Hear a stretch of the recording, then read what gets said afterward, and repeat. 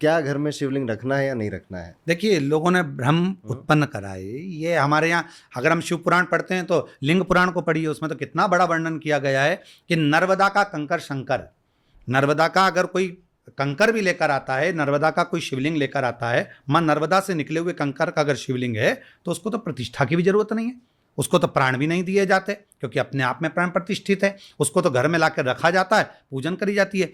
और मान लो यदि आपके पास में कोई भी शिवलिंग है, 20 दिन के लिए आप बाहर जा रहे हैं, एक बेलपत्र चढ़ाकर चले जाइए, एक चावल का दाना चढ़ाकर चले जाइए। आप 1 महीना, 2 महीना, 6 महीना, 8 महीना में कभी भी आओ, शिव कभी श्राप नहीं देंगे, शिव कभी आपको बद्दुआ नहीं देंगे। भगवान शंकर तो इतने भोले हैं, माँ जगतजननी जब पूजन करने के लिए बैठती थी, कई बार माँ उन पर बेलपत्र चढ़ाती है, कई बार बेलपत्र नहीं मिलता, नहीं चढ़ा पाती।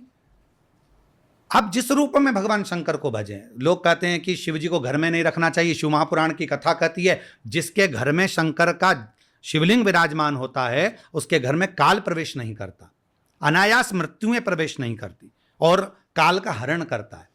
भगवान शंकर का शिवलिंग जिसके घर में रहता है उसके घर में बाधाएं दूर होती हैं, क्योंकि स्वयं शिव देवाधिदेव महादेव, हम मूर्ति की बात नहीं कर रहे हैं। आप दुनिया के लोगों को जो कहना था वो मूर्ति के लिए कहना था कि शंकर का जो स्वरूप है, जटा बंधी हुई है, 3 नेत्र हैं, हाथ में त्रिशूल पकड़े हैं, डमरू पकड़े हैं, ऐसा जो स्वरूप मूर्ति का है, ये मूर्तियां घर में नहीं रखी जाती। पर शिवलिंग तो घर में जरूरी है। भगवान नारायण की पूजन कर रहे हो, लड्डू गोपाल की पूजन कर रहे हो, कृष्ण की पूजन कर रहे हो, कुल देवता की पूजन कर रहे हो, अगर शिवलिंग नहीं होगा तो आपकी पूजन को कोई स्वीकार नहीं करेगा। शिवलिंग का होना जरूरी।